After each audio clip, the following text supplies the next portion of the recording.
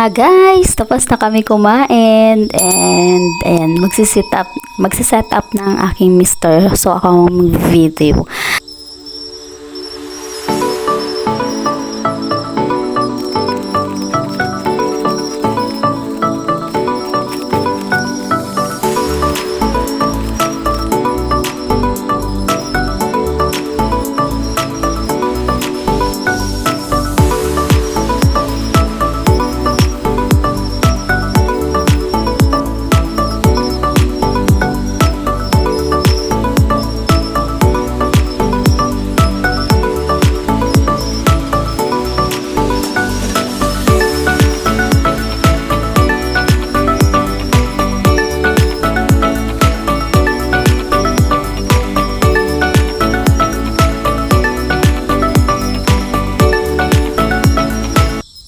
Dito guys, papakita ko sa inyo sa labas ng tent namin ito.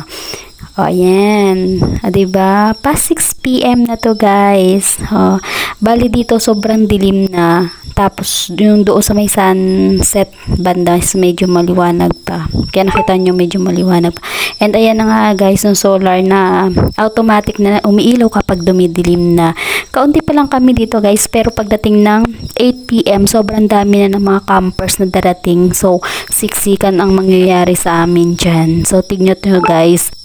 Makikita nyo guys, kita dyan yung Manila guys. Ayan. Yun lang.